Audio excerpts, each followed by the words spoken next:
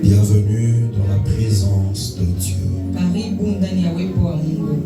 Alors la semaine passée, il a été merveilleuse. Parce que nous avons célébré la Pâque. Et nous avons expliqué beaucoup de choses attachées à la Pâque. Et nous avons vu ensemble comment la Pâque nous amenait à vivre la victoire. Comment la Pâque nous amène en tant que chrétiens à vivre la victoire dans le combat spirituel.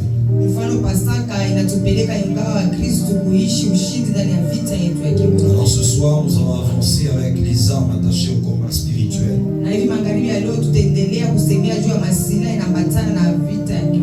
Et nous voulons finir avec ces enseignements sur les armes attachées au combat spirituel.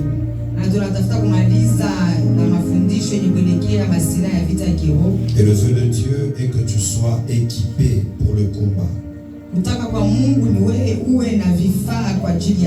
Alors nous lisons la portion d'Éphésiens qu'on est en train d'exploiter.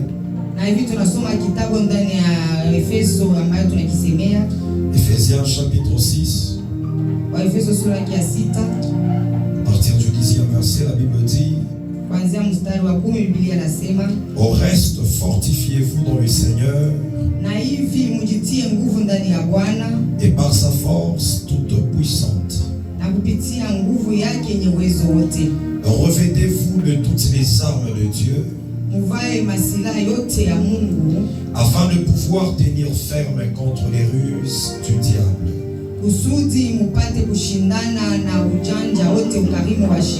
Car nous n'avons pas à lutter contre la chair et le sang, contre les dominations, contre les autorités, contre les princes de ce monde des ténèbres, contre les esprits méchants dans les lieux célestes. C'est pourquoi prenez toutes les armes de Dieu afin de pouvoir résister dans le mauvais jour et tenir ferme après avoir tout surmonté. Tenez donc ferme, ayez à vos reins la vérité pour ceinture,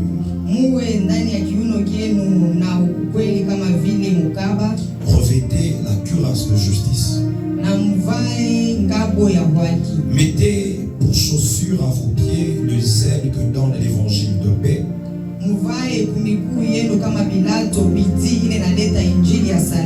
prenez par-dessus tout cela le bouclier de la foi, avec lequel vous pourrez éteindre tous les traits enflammés du malin.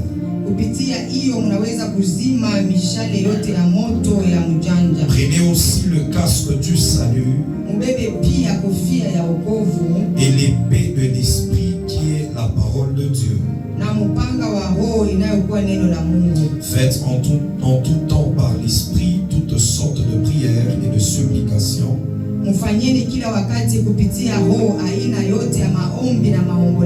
Veuillez à cela avec une entière persévérance et priez pour tous les saints.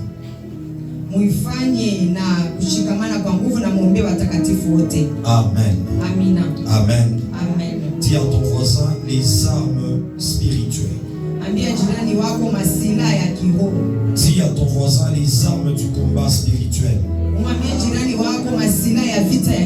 Alors nous avons parlé des armes non conventionnelles. Et ceci ou celles-ci sont les armes conventionnelles ou habituelles. Nous avons parlé de l'épée de l'esprit. Nous avons parlé du bouclier de la foi. Nous avons parlé de la cuirasse de justice. La cuirasse de justice. Et nous avons parlé du casque du salut. Et là nous allons parler de la ceinture de vérité.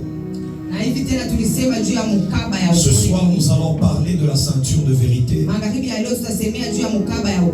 Avant de parler des sandales ou des chaussures de l'évangile, ainsi que les prières et les sortes de prières.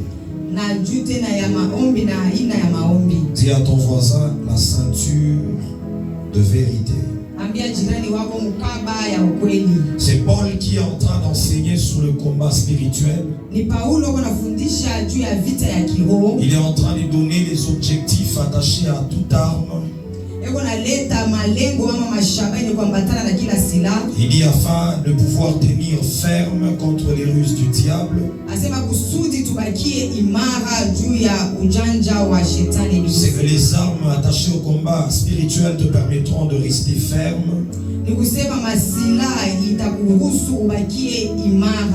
Quand le diable sera en train d'utiliser sa ruse pour te combattre, il dit également afin de résister, afin de pouvoir résister dans les mauvais jours. C'est que Dieu sait que dans la vie de tout un chacun de nous, il y aura des mauvais jours.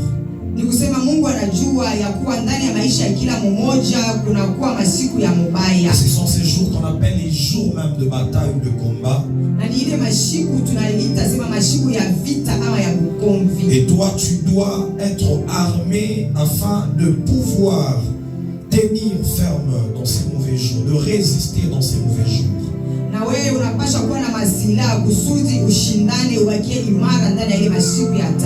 Il dit même après avoir surmonté, ces armes nous permettent de surmonter, de rester debout et de conserver notre victoire.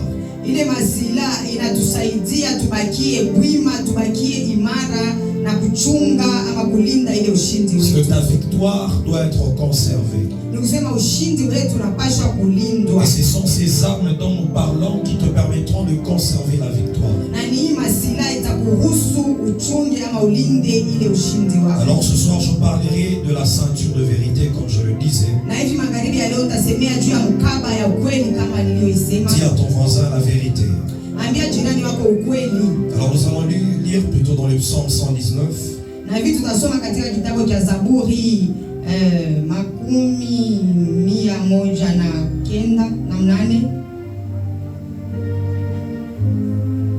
Le psaume 119, le verset 160.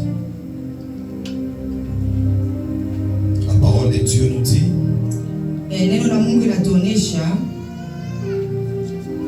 le fondement de ta parole est la vérité. Et toutes tes lois de ta justice sont éternelles.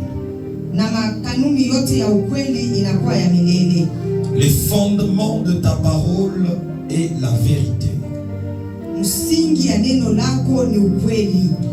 Et toutes les lois de ta justice sont éternelles. Ici la Bible est en train de nous révéler qu'est-ce qu'est la vérité. On nous dit que la vérité trouve son fondement dans la parole de Dieu. En d'autres termes, la parole de Dieu, c'est ça la vérité. Comme j'étais en train de le dire la dernière fois, la vérité c'est ce que Dieu dit. La vérité c'est ce que Dieu a dit dans sa parole. Et non seulement dans sa parole, il y a une dimension de vérité attachée à ce que Dieu te dit de manière particulière. C'est dans la définition simple, la vérité c'est ce que Dieu dit. Et ce que Dieu a dit est dans sa parole. C'est comme ça que cet homme de David est en train de dire que les fondements de la parole de Dieu sont attachés à la vérité. neno la Mungu liko ndani ya ukweli. Quand la vérité se retrouve dans la parole de Dieu. Na ukweli inajikuta ndani ya neno la Mungu. Dis à ton voisin, la vérité se retrouve dans la parole de Dieu. Ambia jirani yako ukweli tunaikuta ndani ya neno la Mungu. Dis-le bien, la vérité se retrouve dans la parole de Dieu. Mwambie mzuri ukweli inakutaniwa ndani ya neno la Mungu. Acclame le Seigneur si on est en train de monter ensemble. Shangilia Bwana kama tunapanda pamoja. Alléluia. Amen. Alléluia. Amen. Il y a une différence entre la vérité et la réalité, quand Papa Daniel était en train de nous dire. Kuko achanisho katika ukweli na katika mambo ile iko sawa. Alléluia. Amina. Maintenant, quand on parle de la réalité, nous voyons les opinions attachées aux hommes. Wakati tunasema mambo ya sawa, tunaona ile inakuwa akili ya watu. C'est-à-dire les hommes peuvent te donner quelque chose, une pensée.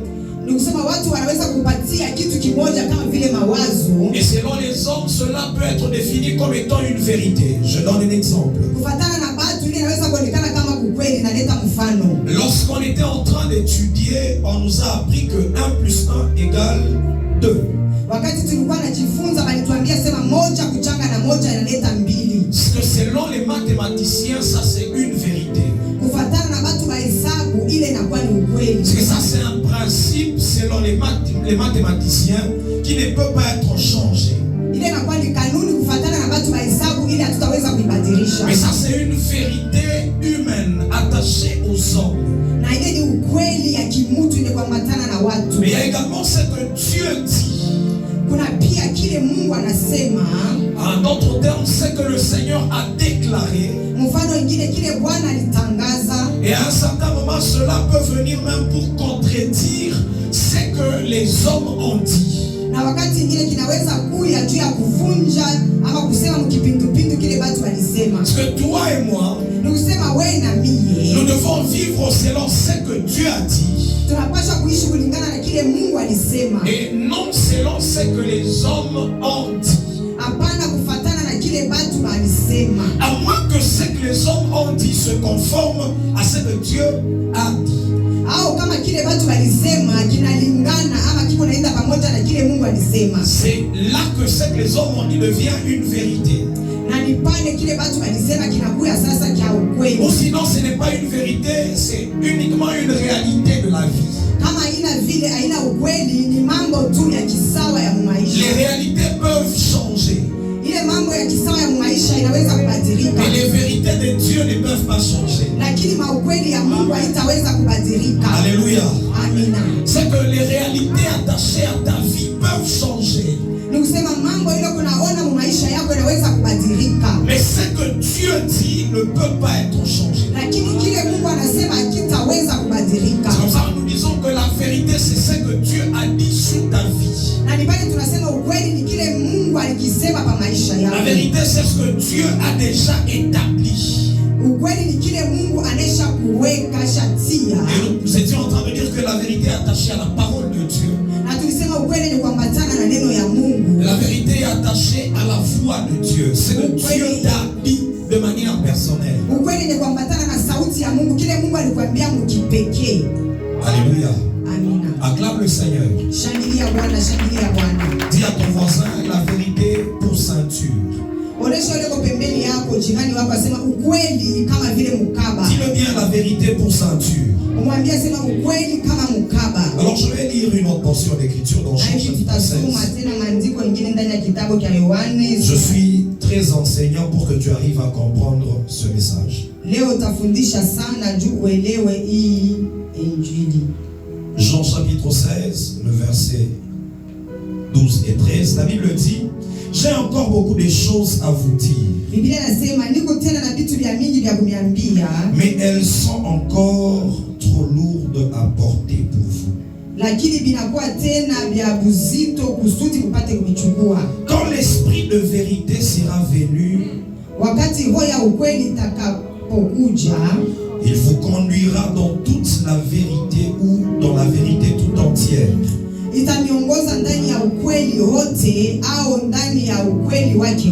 Car il ne parlera pas de lui-même, mais de tout ce qu'il aura entendu. lakini kwa yoyote ile ataisikia, il le dira ataisema, et il vous annoncera les choses à venir.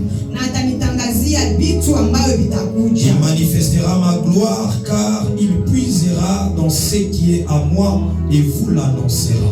Atanionyesha utukufu wangu, kwani atatosha ile nakuwa ndani yangu na atanitangazia. Ici c'est Christ lui-même qui est en train de parler à ses disciples. Hapa ni Kristo peke yake anasema na wanafunzi Il dit wake. il y a encore beaucoup de choses que je dois vous dire. Anasema kuko vitu vya mingi nile nafasha kuniambia, Mais vous ne pouvez les porter. lakini hamtaweza kuvichukua, Vous ne pouvez pas le recevoir. hamtaweza kuvipokea. Il dit ces choses deviennent lourdes pour vous.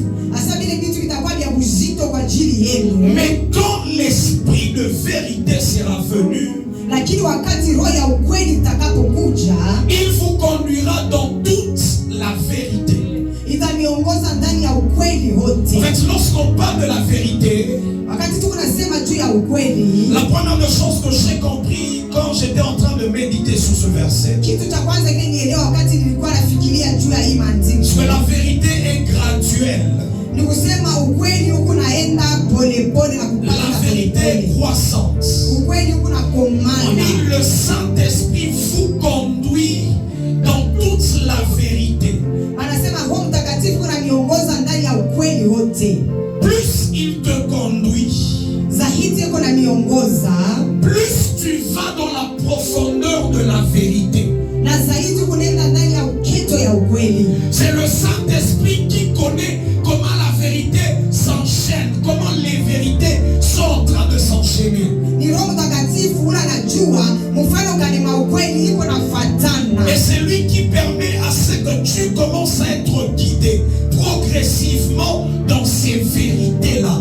Na ni yeye kuna ruhusu anze kuongozewa na kupanda pole pole ndani ya ile ukweli. Ça, c'est la première chose que tu dois comprendre. Na kile ni kitu cha kwanza ambacho unapaswa kujua. Chaque jour de ta vie, Kila siku ya maisha yako, quand tu apprends à te laisser guider par le Saint-Esprit, wakati unajachiliwa kuongozewa na Roho Mtakatifu, il y a une nouvelle vérité que tu recevras kuko ukweli ya mpya ambayo utaipokea, qui permettra à ce que tes reins soient sains. ile itaruhusu kiuno kyako kivalishwe mkaba. Acclame le Seigneur si on est ensemble. Shangilia, shangilia, shangilia Bwana kama tuko pamoja. Alléluia. Amina. Acclame fortement le Seigneur si on est ensemble. Shangilia, shangilia, shangilia Bwana kama tuko napanda pamoja. Il dit tu dois prendre la vérité pour ceinture. Asema unapaswa kubeba ukweli kama vile mkaba. La taille de ta ceinture ou la longueur de ta ceinture dépend de la conduite du Saint-Esprit. Urefu wa mkaba yako unafuatana na uongozaji wa Roho Mtakatifu. Plus le Saint-Esprit te conduit, Zaidi Roho Mtakatifu unakuongoza, plus tu verras ta ceinture s'allonger ou s'agrandir. na zaidi utaona mkaba yako kurefuka ama kukwenea. Et cela permettra à ce que tout terrain soit bien sécurisé.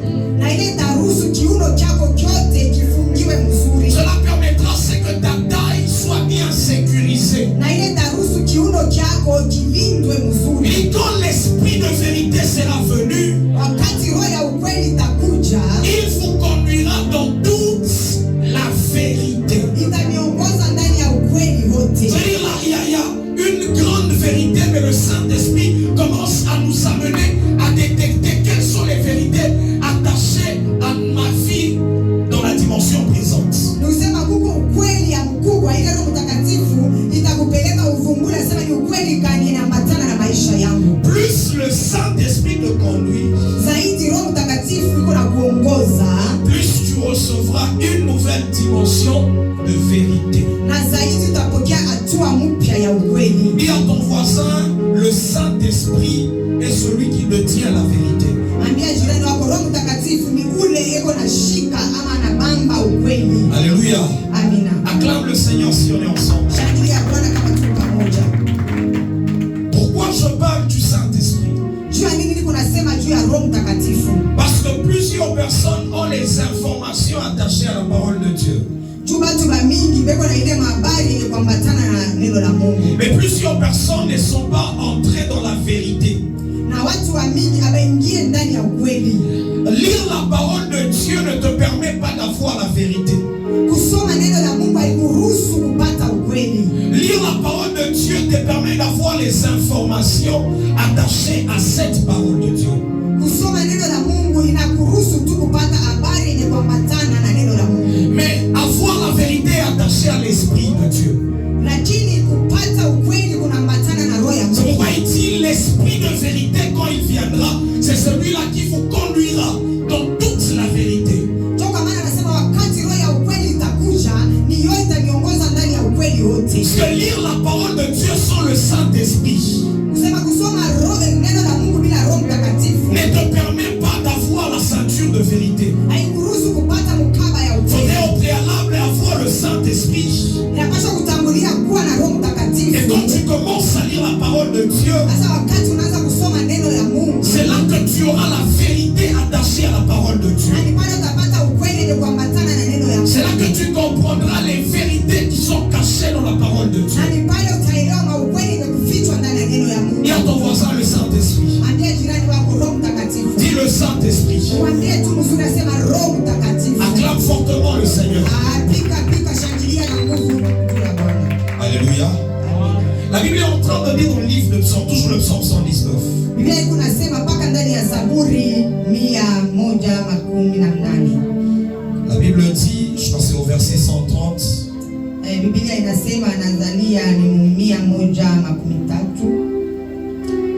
La Bible est en train de dire, Biblia iko nasema la révélation de tes paroles est claire. ufunuo wa maneno yako unaangazia. Elle donne de l'intelligence aux simples. Inaleta akili kubatu benye kujinyenyekeza. Alléluia. Amina. Dis à ton voisin la révélation de la parole. Ambia jirani yako ufunuo wa neno. Nous avons la parole, Tuko na neno. cette parole qui est écrite. Ile neno imesha kuandikiwa. Lorsque nous la lisons, Wakati tunaisoma nous possédons les informations. tunapata mahabari. Les informations ne sont pas suffisantes. Mahabari haitoshi ama enei. Mais il faudrait que de cette parole, Lakini napaswa kupitia ile neno que l'on reçoive la révélation. tupokee ufunuo. C'est cette révélation qui doit devenir une vérité pour ta vie. Na ni ile ufunuo inapaswa kuwa ukweli kwa ajili ya maisha yako. Et c'est cette vérité qui, dans le monde spirituel, Na ni ile ukweli ndani ya ulimwengu wa kiroho permet à ce que tes reins soient sains, sécurisés.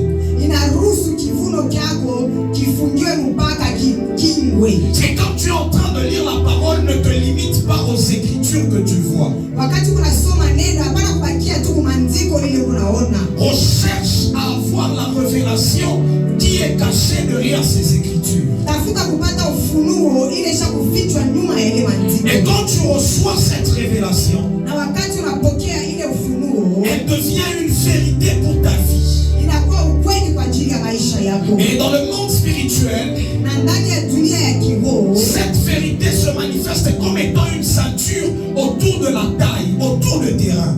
ile ukweli inajionyesha kama vile mkaba mkiuno chako. Alléluia. Amina. Alléluia. Amen. Dis à ton voisin la ceinture de vérité. Ambia jirani yako mkaba ya ukweli. Lorsqu'on parle de la ceinture, Wakati tu tunasema juu ya mkaba, nous voyons premièrement que la ceinture est une arme cha kwanza tunaona mkaba ni silaha qui permet de maintenir les autres armes. ile kunaruhusu kushika silaha ingine. La ceinture permet de maintenir toutes les autres armes que tu mets sur ton corps spirituel. Ile mkaba ile kunakuruhusu kukamatisha ile masilaha yote ile unavala pa mwili yako. Alléluia. Amina. Alléluia. Amina. Alléluia. Acclame le Seigneur si tu as écouté. Shangilia Bwana kama tuko pamoja. Parce que la ceinture est une arme de sécurité pour les autres armes. Nikisema mkaba ni silaha ya ukingo juu ya masilaha ingine. Et on essaye de voir la manière dont on était en train de construire ou de fabriquer cette ceinture, Na wakati tunapima kuona mfano ile balikuwa naitunga ama kuifanya ile mkaba, il y avait une petite poche kulikuwa kamfuko kadogo que l'on préparait de part et d'autre Et cette poche permettait à ce que le guerrier il dépose son épée. Si je dis que la ceinture est une arme qui permet de maintenir les autres armes, c'est parce que même l'épée était maintenue dans la ceinture.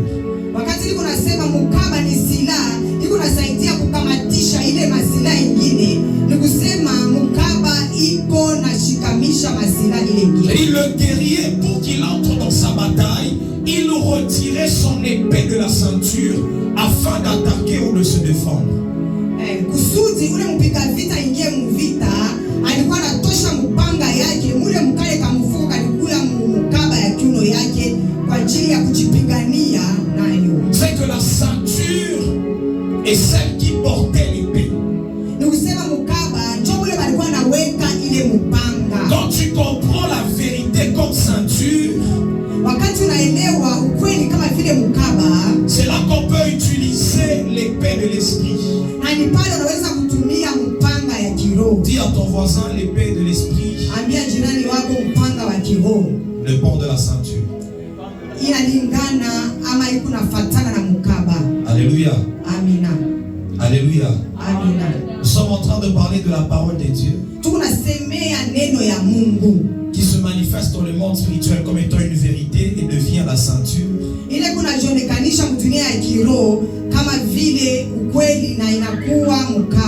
Et cette même vérité, elle peut être retirée pour devenir l'épée dans le monde spirituel.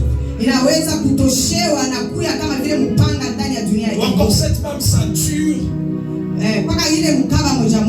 est le lieu où l'épée était tirée. L'épée était tuée. Alléluia. Amina. Alléluia. Amen. Est-ce que nous comprenons bien? Si tu es avec moi, tu peux balancer ta main là-dessus. La parole de Dieu devient l'épée lorsqu'elle est parlée. C'est là qu'on parle de l'épée de l'esprit qui est la parole de Dieu. Dans le livre d'Apocalypse, on parle de la langue comme étant l'épée. Et la parole de Dieu devient une épée dans le monde spirituel quand tu apprends à parler, à proclamer, à déclarer cette parole. Mais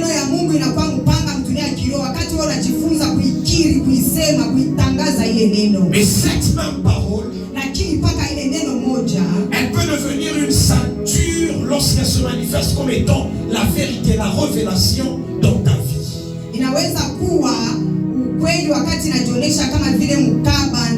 Elle permet de faire asseoir les autres âmes.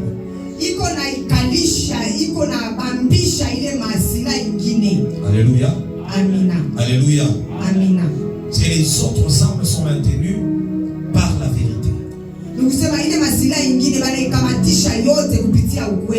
Et lorsqu'on parle de la vérité, nous avons dit la vérité, c'est ce que Dieu a dit. Et ce que Dieu a dit a été écrit dans sa parole, premièrement. Et deuxièmement, Dieu peut dire certaines choses à une personne de manière particulière.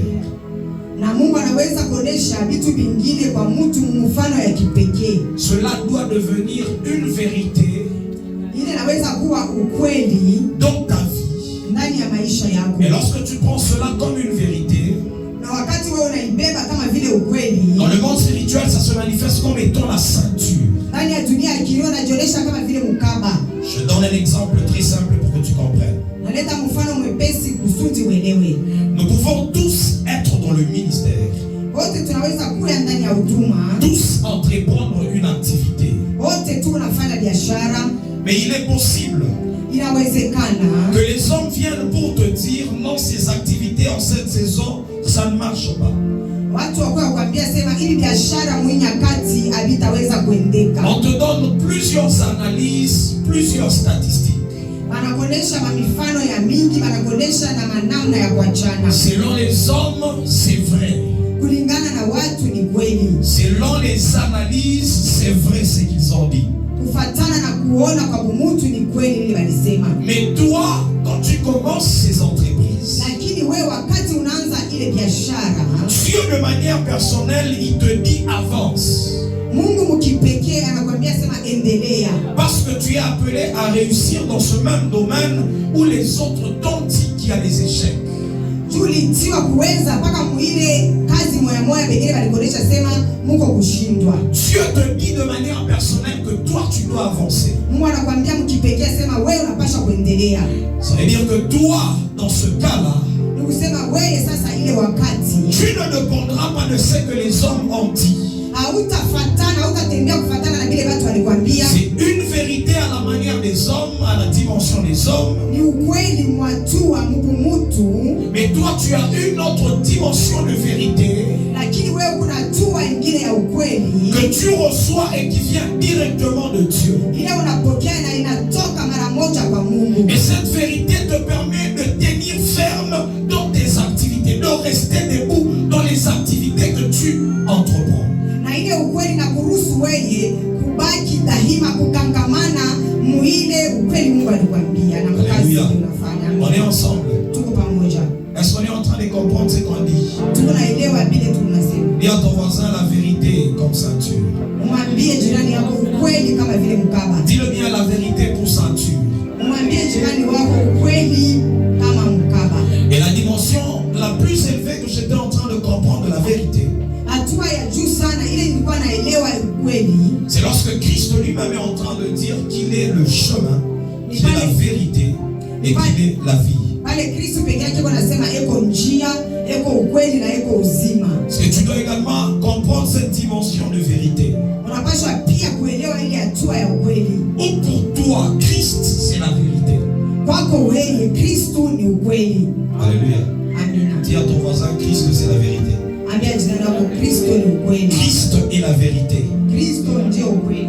Et ce qu'il a fait, ce qu'il a dit, kila alisema c'est la vérité. ni ukweli. Ce que Christ a fait, Kile Kristo alifanya, ce qu'il a accompli, kile alitimiza, ce qui est écrit au sujet de Christ, vile vyote wanaandika juu ya maneno ya Kristo, c'est ça la vérité. ndio ile ukweli. C'est comme ça qu'il dit qu'il est le chemin, qu'il est la vérité et qu'il est la vie.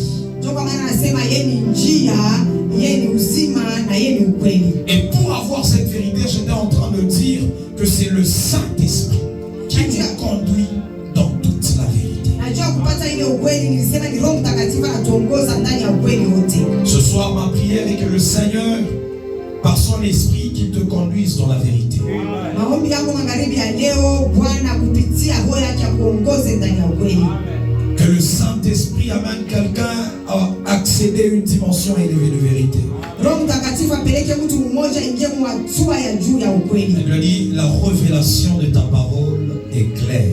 Biblia inasema ufunuo wa neno yako inaangazia. C'est cette lumière que tu reçois après une révélation de la parole de Dieu Ni ile nuru ile unapokea kisha ufunuo wa neno la Mungu qui te sécurise dans le monde spirituel, inakukinga ndani ya dunia ya kiroho. qui sécurise tes reins dans le domaine spirituel. Ile inalinda figo yako ndani ya dunia ya kiroho. Est-ce qu'il y a quelqu'un qui a compris la vérité? Kuna mtu mmoja anaelewa ukweli. Pose la question à ton voisin, la vérité c'est quoi? Uliza jirani wako ukweli ni nini? Pose la question à ton voisin, dis-lui la vérité c'est quoi? Uliza jirani wako mwambie sema ukweli ni nini? On peut faire passer le micro, on va répondre. Tunaweza kumpatia kibuyu na mnakujibu. On peut faire passer le micro. Tunaweza kumpatia mtu mmoja kibuyu na atajibu. On est prêt? Tuko tayari.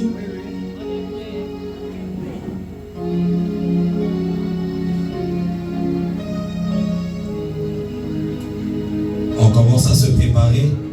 Nos mercredis, c'est vraiment des mercredis d'enseignement et donc commence à te préparer.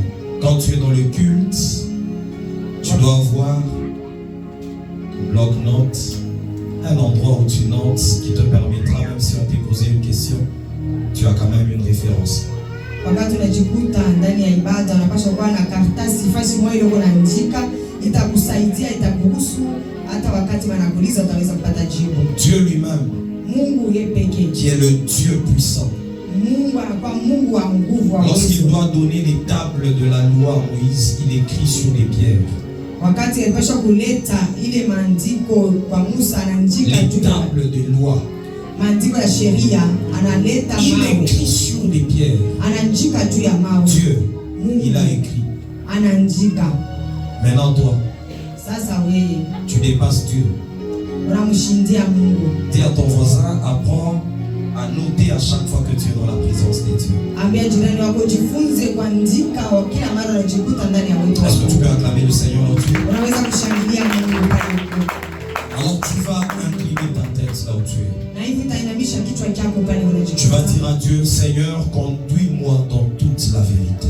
Utamwambia Bwana, uniongoze ndani ya ukweli wote. Conduis-moi dans toute la vérité. Uniongoze ndani ya ukweli wako wote. Par ton esprit, Kupitia roho yako. conduis-moi dans toute la vérité. Uniongoze ndani ya ukweli wote. Est-ce que tu peux commencer à prier?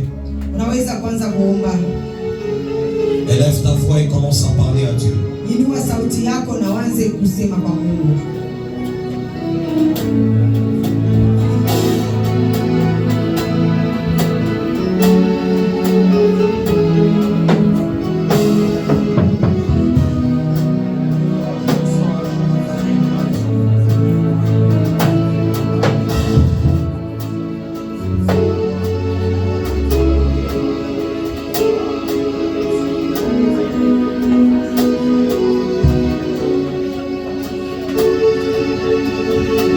Est-ce que tu peux parler à Dieu? Unaweza kusema pale huko. Oh, Sagera, Everamos sabarende beradi a tous kedash. oh, Seigneur Dieu, Izuve devere no parena sopra de goza. Jiba zumeke de veranos que plates que te prendes. conduis-nous, Seigneur Dieu, conduis-nous vers Seigneur, que ton esprit nous conduise dans toute la vérité. Bwana, roho yako tuongoze ndani ya ukweli wote. Conduis-nous dans la vérité, ô Dieu. Tuongoze ndani ya ukweli wote. Conduis-nous dans ta vérité, ô Dieu. Tuongoze ndani ya ukweli wako wewe.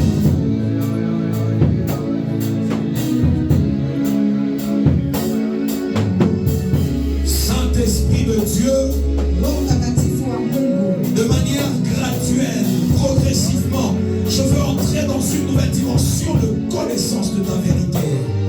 mfano ya kupanda polepole, hatua kwa hatua, napenda kuongozewa ndani ya ukweli. La révélation de ta parole est claire. Ufunuo wa neno lako unaangazia, Elle donne l'intelligence aux simples. unaleta hekima kwa wenye. Seigneur, révèle-moi ta parole.